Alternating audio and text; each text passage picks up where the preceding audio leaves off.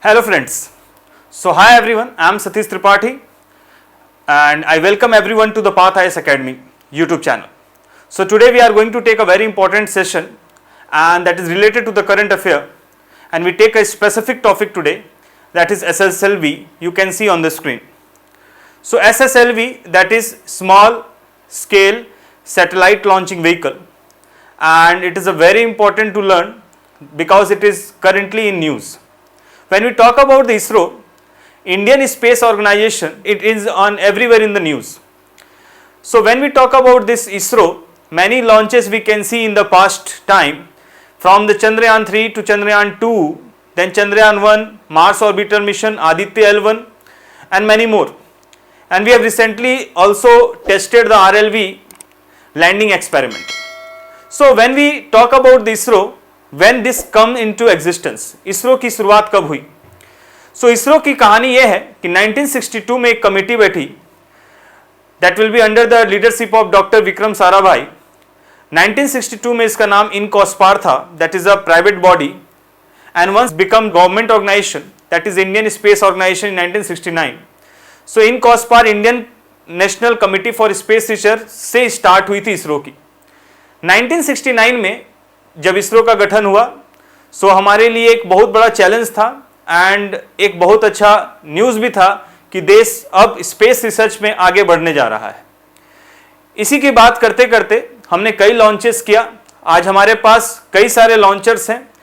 हमारे पास एक रिकॉर्ड भी है एक साथ मोर देन 100 सैटेलाइट्स को भेजने का. So this all thing we have done. So that's why ISRO becomes a very important topic for the UPSC examinations and other examination. So whenever you see this topic, because the many recent launches are already there, so इससे आपको questions आने की संभावना बहुत बढ़ जाती है. तो आज का टॉपिक हम इसी को आगे बढ़ाते हुए करेंगे और हम देखेंगे कि कुछ लॉन्चेस के बारे में देखेंगे कि जो करंट में लॉन्च हुए हैं और कुछ न्यूज़ में जो हैं वो चीज़ों को आज देखेंगे.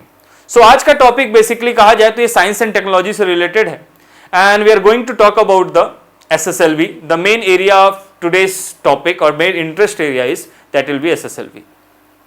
सो बात को स्टार्ट करते हैं. When we talk about the ISRO के बारे में हम डिस्कस कर रहे थे कि it started in 1969.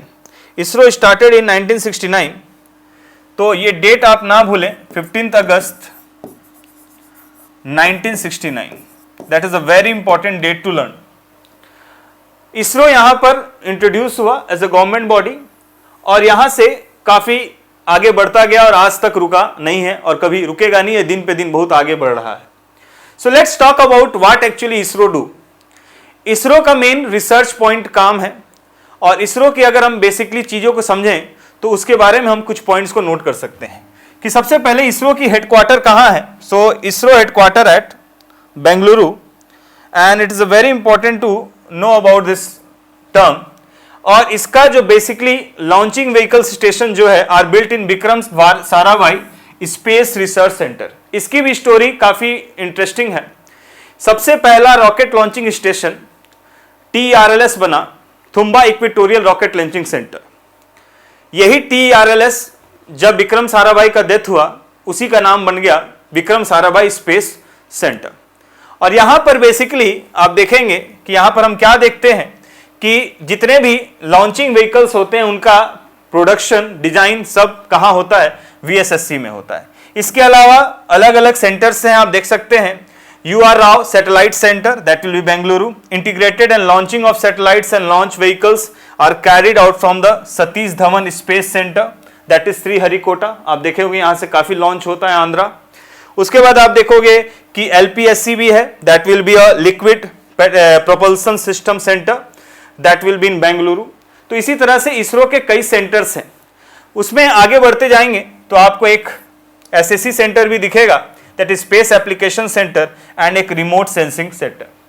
So remote sensing आप देखते होंगे कि ये काफ़ी इंपॉर्टेंट क्वेश्चन आजकल हो गया है, जियो मैपिंग हो गया है और आज के डेट में हम इस पे ज़्यादा बात करते हैं कि आजकल कई सैटेलाइट जाते हैं जो IRS के थ्रू जाता है, इंडियन रिमोट सेंसिंग के सैटेलाइट्स के रूप में. So this all things are the function and ISRO के कई सेंटर्स हैं और ये सेंटर्स पर अलग अलग काम किए जाते हैं. And India is in the plan to increase the number of centre so that we can proceed with the more experiments in the field of research, in the field of space research. Now when we move forward, so अब basically ISRO का काम क्या है? So basic the function of ISRO is to design the satellite and launch the satellite. Designing satellite का as पर the application purpose कई satellites होते हैं और वो सैटेलाइट्स के हिसाब से अलग अलग डिमांड के हिसाब से लॉन्चर्स का भी डिजाइन किया जाता है. कुछ लॉन्चर्स ऑलरेडी हमारे पास हैं, कुछ अपडेशन करते रहते हैं, कुछ रिसर्च के अंदर रहता है. सो उसी में जो भारत का जो सबसे पहला रॉकेट लॉन्चिंग स्टेशन था, जैसा मैंने बताया TRLS था, उसी तरह भारत का पहला लॉन्चिंग व्हीकल जो था वो SLV था. So let's discuss about this launchers. तो लॉन्चर्स का काम क्या होता है? Basically launchers are used to take the satellite from one location to another. तो आपने कई बार सुना होगा कि we have a different orbits starting from the LEO, then we move on starting from the Karman line, that's a 100 kilometre line, then will move on to the LEO, then MEO, then हियो, HEO and then GTO and GEO और GSO. So we have a different orbits और अलग अलग orbits पे different application के हिसाब से satellites को भेजी जाती है. उसके हिसाब से हमारे पास डिफरेंट लॉन्चर्स हैं. तो भारत के पास सबसे पहला जो लॉन्चर्स था, तो डेफिनेटली लॉन्चर्स एक व्हीकल की तरह है. जैसे आपको ट्रेन एक जगह से दूसरी जगह लेकर जाती है, तो यही काम है लॉन्चर्स का कि उसको अपने ऑर्बिट पर क्या करना, स्टैब्लिश करना.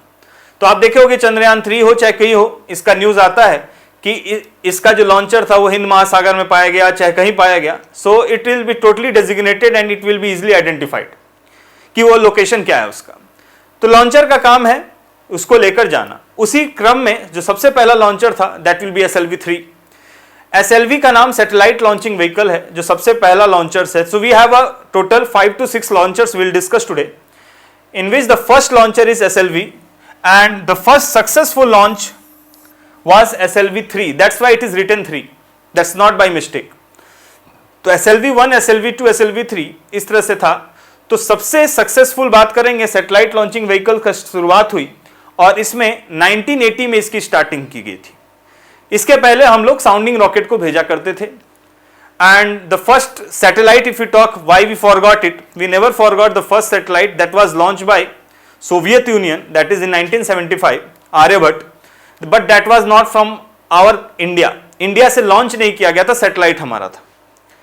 तो हम लोग सबसे पहला जो दिख रहा है आपको SLV-3 से, तो SLV-3 से 1983 में, तो 1980 में लॉन्च हुआ सबसे पहला एंड सक्सेसफुल लॉन्च कब हुआ? 1983 में. 1983 में SLV-3 से जो सबसे पहला लॉन्च हुआ दैट इज कॉल्ड एज रोहिणी-1. दैट इज रोहिणी-1. रोहिणी रॉकेट को सबसे पहले भेजा गया. That will be a successful mission. Then will move on to the ASLV. अब ये जो अलग अलग हैं, इनमें अलग अलग स्टेजेस होते हैं.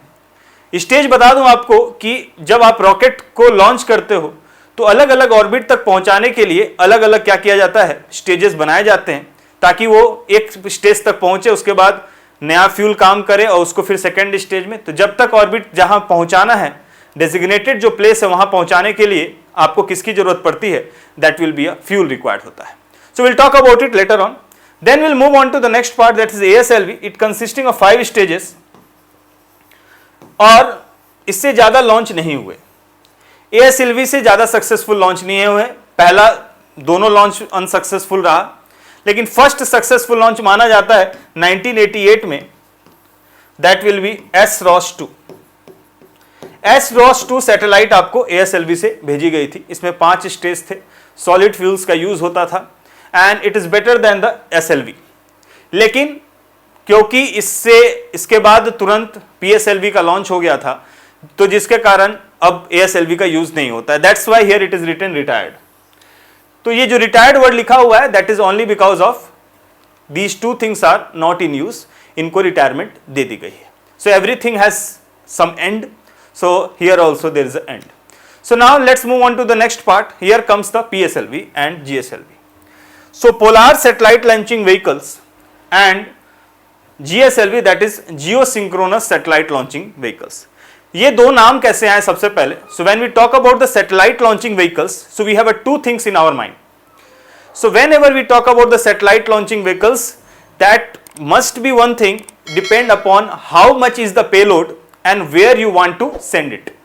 So how much is the payload? अगर मैं payload बोलता हूं so हमारे दिमाग में एक चीज आ जाती है payload बोलते ही, और वो एक चीज है कि वो सैटेलाइट का वेट की बात कर रहा है, that is the payload. And when we talk about the stages, the stage is totally related with the fuels, कि किस तरह के फ्यूल्स यूज करते हैं और उसकी कितनी कैपेसिटी है कि वो कितने डिस्टेंस तक जा सकता है. So similarly when we divide the PSLV and GSLV, it's name it's clarifying that which orbit we want to send it. So PSLV सबसे ज्यादा यूज होने वाला लॉन्चर है, इसलिए इसको वर्क हॉर्स भी कहा जाता है. It is also called as work horse, काम करने वाला घोड़ा. घोड़ा देखते हो, घोड़ा बहुत एक्टिवली काम करता है. सो दैट्स वाई आज तक PSLV से 60 लॉन्च हो चुके हैं. That is a very very high number when you compare with the other launchers. So PSLV से अभी तक 60 लॉन्च हो चुके हैं and many launches are successful. So that's why it is called as work horse of ISRO. Many times this question also comes. So polar satellite launching vehicles, ये basically आपको 2 to 2.5 ton तक, लगभग 2 टन तक ही इसकी क्या थी, कैपेसिटी थी. So when we talk about the capacity, you can see here. So everything is here written. Let's talk about it PSLV first. So PSLV, as you can see the full form, that is the Polar Satellite Launching Vehicles. Now, so here comes the one thing, that its capacity is 1600 kg, that just I have told you, is to 620 kilometer polar orbit. So in quick manner I will just tell the difference between polar orbit and geostationary orbit. So this is Earth, and when it is moving around the poles, that is polar orbit, ये एक GEO हुआ, और अगर ये inclined है so that is called as GSO. So this is the inclination. So basically geosynchronous orbit, synchronous word time dependent. एक और orbit होता है जो पोलार में ही चलता है, that is called as SSO, that is sun synchronous orbit. So basically ये पोलार ऑर्बिट तक गया. पोलार ऑर्बिट तक इसकी कैपेसिटी कितनी है, 1600 kg. And when you move on to the GTO, जो आपको कहां तक लेके जाता है, 36,000 किलोमीटर के आसपास, 35,786 किलोमीटर के आसपास जाता है, जहां पर जो सैटेलाइट मौजूद होगी उसका पीरियड और अर्थ का पीरियड दोनों क्या होता है, सेम होता है. तो all the communication satellite are placed at that particular point, ताकि हम लाइव टेलीकास्ट को क्या कर सकते हैं, देख सकते हैं. तो जैसा अर्थ मूव करता है वैसा वो सैटेलाइट भी मूव करता है. तो it looks stationary from the earth. When you see this from the earth, these satellites look stationary. Why? We know the physics behind that. ठीक है, जब आदमी सेम स्पीड से दौड़ता है तो it looks like they both will be in the rest position with respect to each other. That's the same manner. So अब हमको ज्यादा ऊपर जाना होगा तो आपको एक चीज क्लियर है. आपका सिंपल से एग्जांपल आपने देखा होगा कि एरोप्लेन में, आप ट्रेन में भी रूल है लेकिन कोई फॉलो नहीं करता. एरोप्लेन में रूल है कि आप इतना ही वजन लेकर जा सकते हो, तो उसकी एक कैपेसिटी है. जितना हाइट जाएंगे उतना फोर्स लगेगा, उतना वजन कम जा सकता है. So that's why the weight will be now reduced at to 1060 at the GTO orbit. Now let's move on to the next part. When we talk about the fuels, so there are different stages. As I have already mentioned you, जो भी stage बात करते हैं वहां fuel oriented होता है, that is based on the fuel oriented. तो PSLV में 4 आप फ्यूल देखते होंगे, ध्यान से देखिए. Solid fuel, liquid fuel, solid fuel, liquid fuel. अब ये सॉलिड लिक्विड में डिफरेंस क्या है? तो सॉलिड फ्यूल्स जो होते हैं वो बेसिकली एग्जांपल है, जैसे आप दिवाली में पटाखा फोड़ते हो. So you can see the powder, that is a very important, gun powder या फिर आप फॉस्फोरस पाउडर जो लेते हो. So that is nothing but a solid fuel. तो सॉलिड फ्यूल को इंजन की जरूरत नहीं होती है, just a ignition is required. So you can see the engines are already only used in liquid stage. So you can see here the Vikas engine, जो भारत का indigenous है, that will be self made, खुद से बनाया हुआ, that will be a Vikas engine use होता है. and here comes you can see the liquid fuel in the stage 4. so different stages are responsible for reaching to the next level. so here you can see the term that will be a UDMH and HTPB. what is the full form of UDMH and HTPB? so UDMH is unsymmetrical dimethyl hydrazine, again unsymmetrical dimethyl hydrazine, and HTPB is hydroxy terminated polybutadiene. hydroxy terminated polybutadiene. Hydrazine, these things are generally used for making the fuels, and these fuels are generally used in the space research. Okay, so now we are moving to the next part, and let's talk about GSLV version. So as the name suggests, geosynchronous, this name comes only from the orbit, जैसा मैंने GSO के बारे में बताया. So you can see the capacity have a two type of capacity. One is for GSLV and another is a Mark III. So whenever you talk about the Mark III having a higher capacity, better engine quality, and this is used for the long distance journey, जैसे चंद्रयान में हमने use किया था. So you can see the GSLV having the capacity of 2 ton, and here the GSLV Mark III we have also known as LVM3, light motor vehicles, that will be of LVM3, and it has a capacity of 4 ton. Moving towards the next part, GSLV, you can found that solid fuels are again there, liquid fuel is also there, unsymmetrical dimethyl hydrazine, as I have already told you, and then the cryofuels. What are cryofuels? Basically, India uses cryogenic engine for the purpose of GSLV's version. Bharat का सबसे पहला cryogenic engine C7.5 है, C7.5 खुद का बना हुआ, and in Chandrayaan 2 we have used C20, and in Chandrayaan 3 we have used C25. So what is LOX and LH2? L means liquid, OX means oxygen, and liquid oxygen and liquid hydrogen is used. Now you can see many vehicles are designed which works on the liquid hydrogen. So liquid hydrogen is used as a fuel, oxygen is used as a inflammable substance. Since कि अगर कोई चीज काफी तेजी से जाता है तो उसमें आग लगने की संभावना अधिक होती है, और हम यहाँ पर आग में घी दे रहे हैं, किसको दे रहे हैं? ऑक्सीजन को. So there is a chance that there will be a fire, and which will be never permissible, और हमें नहीं चाहिए वो चीज. So we take a liquid hydrogen and liquid oxygen at a very low temperature. So oxygen has -183 degrees Celsius and hydrogen at -253 degrees Celsius. So this is our temperature. So that's why we have a separate type of a cryogenic engine we use in the GSLV Mark III and Mark II. We can consider Mark II 2 ton, Mark III 4 ton is the capacity. इसीलिए PSLV के जगह पर हमने क्या use किया था चंद्रयान 3 में? GSLV Mark III, LVM3. Okay, so moving forward to the next part, and let's discuss about the other things. So here comes the current affair, you can note it down. So let's discuss about this current affair. So here comes the data, you can see here that the recent launch by the PSLV, as I have told you कि PSLV से total 60 launches हो चुके हैं. Last launch जो PSLV से हुआ था वो 1 जनवरी को हुआ था, and one of the examination this question already asked. तो इसमें हमने एक्सपोसेट को यूज किया था, that is PSLV C58, X ray से रिलेटेड था, एंड देन उसके पहले आदित्य L1 जो आपने सुना था कि हेलो ऑर्बिट पर उसको ले जाया गया था, जो एक सेंटर पॉइंट था दोनों के ग्रेविटी के बीच का. So that is Aditya L1 is the second last. Okay, so no need to remember the dates. Okay, then we'll move on to the next part, GSLV से F14, that is INSAT 3-dimensional, that will be again a communication satellite dimension or imaging satellite, and then we'll move on to the Chandrayaan, that will be a second last, that will be on 14 July, that is very common. So today the main target is SSLV, but we have used this so that you can remember that these all are the current launches, and just mark in your copy, and whenever any update comes, please take a note of it here so that your data will be very clearly maintained in your copy. Moving forward to the next part, you can take just pause and just take the data here. We are moving towards the next part, that is RLV. This is also in use. RLV is under demonstration, that is the reusable launching vehicle. What is reusable launching vehicle?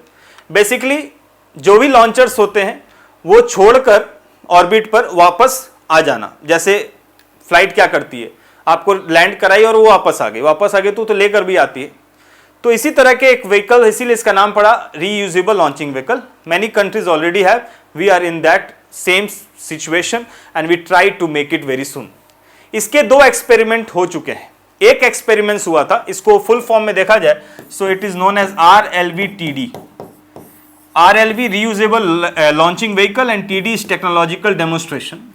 When we talk about the RLV TD, one thing comes in our mind, what we are actually doing. So we are doing a demonstration, we are just trying it, this is under the development.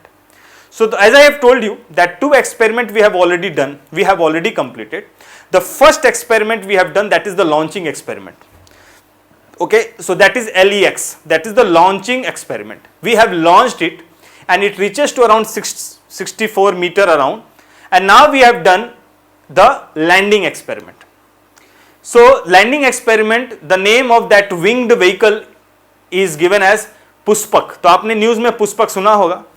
And we have one shorts also we have made in our YouTube channel. Hope you all have seen that. So that Pushpak is the name. So it is dropped from a 4.5 kilometer height.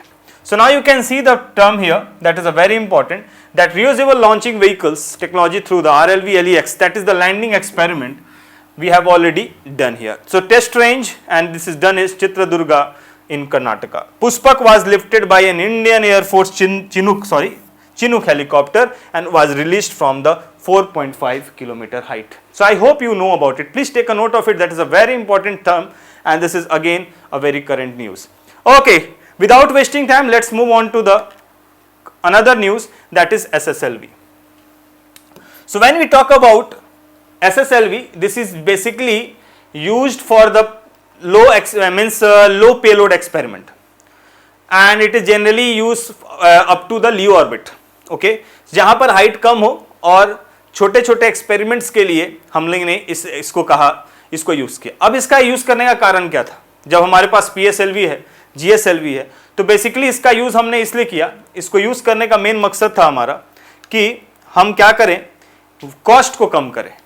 क्योंकि सामने भी जाने के लिए अगर हम उतना ही cost खर्च करते हैं तो दूर जाने के लिए भी अलग उतना ही कर रहे हैं, उससे ज़्यादा करें. तो बेसिकली मकसद ये है कि जब हम कुछ एक्सपेरिमेंट्स करें उसके लिए छोटे लॉन्चिंग व्हीकल्स ली जाए. तो उसी के टर्म में आगे हमने देखा कि आगे हमारे पास कौन सा SSLV. अब इसके अंदर भी देखिए, इसके अंदर भी 3 स्टेज है. तो आपने देखा PSLV में 4 स्टेज, GSLV में 3 स्टेज और SSLV में हमने भी 3 स्टेज देखा. अब देखिए यहाँ पर जो रिसेंट लॉन्च है, इसमें कई लॉन्चेस हो चुके हैं. उसमें से 2 लॉन्चेस फेमस है, अभी D2 और D3. अभी जो लास्ट गया था that will B D3 and this is SSLV. इसके अंदर 4 स्टेजेस आपको दिख रहे हैं. तो यहां पर फ्यूल्स जो दिख रहा है, जो पहला 3 है वो सॉलिड फ्यूल्स है. As you can see, as a solid fuel we use HTPB, hydroxy terminated polybutadiene. This is the solid fuel. I have taken this name again and again so that you can write it down and you remember this. And for the liquid term we can use this one. Now why we are not mentioning the stage here? So basically ये liquid engine को last में रखा गया, liquid fuel को, and this is only for the termination. जहां पर वो and हो रहा है 450 किलोमीटर पर, वहां पर यूज करने के लिए एक अलग से एक एक्स्ट्रा लिक्विड फ्यूल्स दिया गया था. बाकी स्टेजेस इसके अंदर 3 हैं और आप देख रहे होंगे सारे इसके डायमेंशंस दिए हुए हैं. If you want to note, please take a note of it. Okay, so now you can see here MMH and MnO3. So that will be again a nitric oxide, and here comes methyl hydrogen. Okay, so that will be a very important point. Now let's move on to the next part. So now you can see in this part we have a 2 satellites. So we have used 2 satellites as a payload. तो जैसा मैंने कहा launchers का काम है satellite को ले जाना. तो 2 सैटेलाइट कौन कौन से थे? That is EOS-08. इसको बनाने वाला, जैसे इसका हमने ऑलरेडी जिक्र कर चुका है, इसरो के द्वारा बनाया गया और उसकी मास 175 kg था. And SR-0 DemoSat, that will be Space Kidz India, यानी कि एक सैटेलाइट, स्टूडेंट सैटेलाइट की तरह एक सैटेलाइट गया जिसकी मास कितनी थी? 0.2 kg. So this range from up to where it goes, that is 450 kilometre. Now let's move on to further. You can just take a note of it. Here comes the another level. Now you can see कि ये जो अलग अलग levels होते हैं, आपने movie देखा होगा, ठीक है, मार्स ऑर्बिटर मिशन का मंगलयान एक मूवी था, तो आपने देखा होगा पुरी वाला एक्सपेरिमेंट कि धीरे धीरे अलग अलग स्टेज पर जाकर फ्यूल्स क्या होते हैं, यूज होते हैं. एक इग्नाइट होता है, फिर एक इंड होता है, फिर एक इग्नाइट होता है, एंड ये प्रोसेस चलता आता है. सो now you can see the same thing. और ये लास्ट 475 किलोमीटर पर चला. सो ये सैटेलाइट अलग अलग लोकेशन पे इसको क्या किया गया, स्टैब्लिश किया गया और लॉन्च का काम हो गया. So that is the main function of the satellites. Okay, now let's move on to the next part, and here is a very important thing. Okay, so let's move further, and we are talking about the SSLV. So small satellite launching vehicle, and that we have discussed a lot of things. So let's go a little bit inner part of it. So why we move towards the SSLV? So the reason behind this, that for the small scale, as I have already told you. So this is a capable, SSLV is capable of sending the satellite, that can be nano satellite, that can be micro satellite, and we know that the satellites are further divided as per their payload mass. So when we talk about SSLV, the maximum to minimum, if we talk about, so 10 kg to 500 kg payload is we can put into it, and that can reach to the LEO orbit. It's around 450 kilometers. So SSLV, as I have told you, this having a 3 stages. The 3 stages plus an extra termination stages, that having a liquid fuel. Otherwise all the fuels are solid fuels, as we have discussed. That's a hydroxy terminated, that's HTPB, polybutadiene. So HTPB we have already used. So you can see this is the 3 stage. This is the 3 stage vehicle, and it is designed basically for, because of the low cost, high efficiency and easy to launch. So after watching these things, we just use this particular SSLV. Now let's move on further, and you can just take a note point here, that's a very important. So now we have the 3rd generation, so that's why it is named as SSLV D3. So that is another achievement for us, that we have reached to a particular level in this case. Now we can easily send this satellite. Now let's move inner part of the SSLV. So inner part of SSLV, there are many satellites, they have different function. One is a student based satellite, that's having around 0.2 kg, and the next other one will be the EOS, Earth Observation Satellite. So what actually Earth Observation Satellite? So basically it's a kind of a micro satellite, or you can call it as IMS. IMS is nothing but Indian micro satellites. That's a very small size satellite which is used for little bit of research, that can be a student satellite or some observation satellite. So as we have discussed that the distance is 450 kilometer. So it's a very short distance as compared, 450 is enough, but as per the space research it will be very less. We are reaching to higher and higher and higher. So let's move further and discuss some payloads present inside that. So it has a different payload which is used for the IRNS or GNSS. So basically that is a navigational satellite also. Now let's move on to the inner part of the EOS. So it has a 3 payloads. One is electro-optical infrared payload, that is monitoring the infrared. Then global navigation satellite system, it's just like a GPS. And then finally a UV dosimeter, which just measure the level of UV rays, that is ultraviolet rays. So this UV rays basically relate with the Gaganyaan mission which we are going to launch soon. Now let's move on to other factors. We can see inner part of that, if you want to note you can note it. So GNS is basically for soil moisture, weather condition, wind movement, everything we are going to see using this. Now you can see if one satellite is sent to a space, that having a many functions. So lower orbit satellite basically used for navigations, weather monitoring and these all things, related things, so that we can easily monitor the things very easily. Now you can see the last one, UV dosimeter, is the monitor to UV irradiation at the viewport of the Crew module in the Gaganyaan mission, just I have already told you. So remember that it is totally related to the UV rays. So 3 parts are also there under the Earth observation satellite, and that is a very important. The main point you all have to remember the launch date, that is 16th August. Recent news, तो that is a very important कि SSLV के आपको याद रखना है कि date क्या हुआ, उसके अंदर कौन कौन से सैटेलाइट मौजूद थे, स्टेजेस आपको याद रखना है, फ्यूल याद रखना है, that is MMH, we have already seen monomethyl hydrogen and the oxides of monoxides of nitrogen that we have already discussed. तो ये फ्यूल्स आपको याद होना चाहिए, सॉलिड इंजन्स याद होना चाहिए कि तीनों स्टेजेस में क्या थे, सॉलिड थे, सॉलिड स्टेजेस थे, और एक टर्मिनेशन रीजन पे एक लिक्विड आपको दिख रहा था, और HTPB फ्यूल आपको याद होना चाहिए, that is hydroxy terminated polybutadiene. So these all things you must know about it. So this is the basic things whatever we have discussed now, that is all about the SSLV. I hope you all understood this part, the basic current news, and with new topic, new current topic, will again meet you and will discuss some things. Okay, so please take a note of it. This is a very important topic and one of the topic which UPSC like to ask. And when we meet again, we'll have another topic. Thank you very much and take care.